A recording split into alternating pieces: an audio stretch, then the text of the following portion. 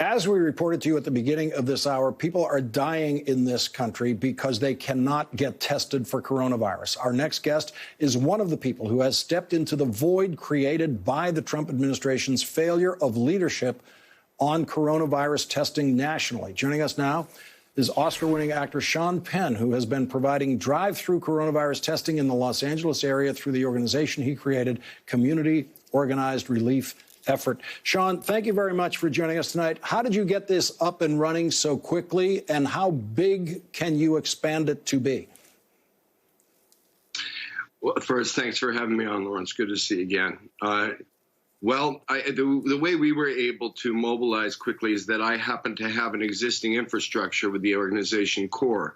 And so as soon as this became clear that this was a gap, we thought that, we owed it to jump in. It's what we do. It's what we're committed to do and have committed to people and our donors to do. So in this case, the primary in for us was that in California, we have an extraordinary leadership from Governor Newsom's office to Mayor Eric Garcetti's office. And starting in Los Angeles, where we were able to create what I think is a first of this kind of partnership between an NGO and local governance.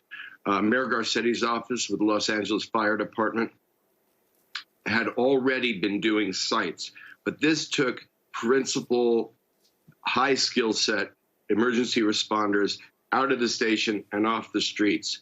The lane that we work in can be quickly trained up.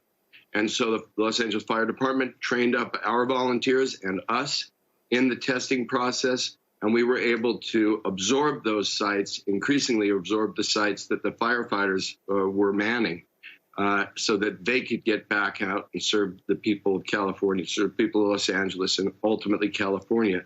And now we are moving and expanding statewide in collaboration with the governor's office. Leadership and communications is everything. And so I'm confident that we'll continue to be deliberate and move forward and ultimately hope to, by ultimately, I'm talking about within a couple of weeks, expand these projects both in CORE's direct implementation, but also by putting out a manual of at least our lessons learned experience working with local governance to see that that could be replicated by other organizations at large throughout the country. And Sean, what about the supply of testing that we need both in Los Angeles, beyond Los Angeles, the state of California, and the country?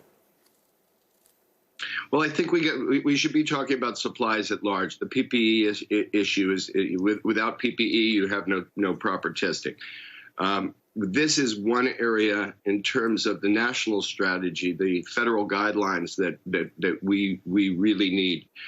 Now, and I think if President Kennedy could say in 10 years we'll get a man on the moon, that it would be an extraordinary and doable legacy for the current administration to really put a Herculean effort into the Defense Production Act initiatives, so that all of these stockpiles, in terms of immediate need, could be fulfilled, and also so that we could end the day prepared for the next such event in the way that we weren't today.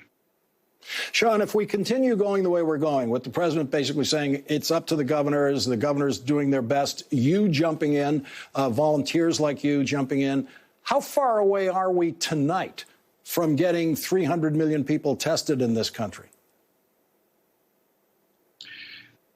Well, that's... I would be lying if I said that I was particularly optimistic that that was going to happen. The other thing is, to be quite frank, testing is as valuable as the isolation or quarantine that the person who has been tested offers following it before they get their results. If you have contact between your test and your results, then your results are in question.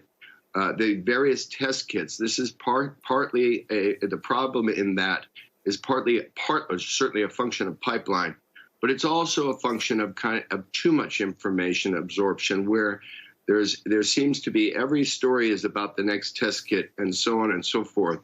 And so the basic integrity of these things are not being questioned. We have an organizational policy which is slow is smooth, smooth is fast, and blood is slippery. And we're trying with all of the organizational efforts and with the great support of Los Angeles Fire and Mayor Garcetti and Governor Newsom to be very, very deliberate in everything we do so that we can model something that can be done effectively and fully.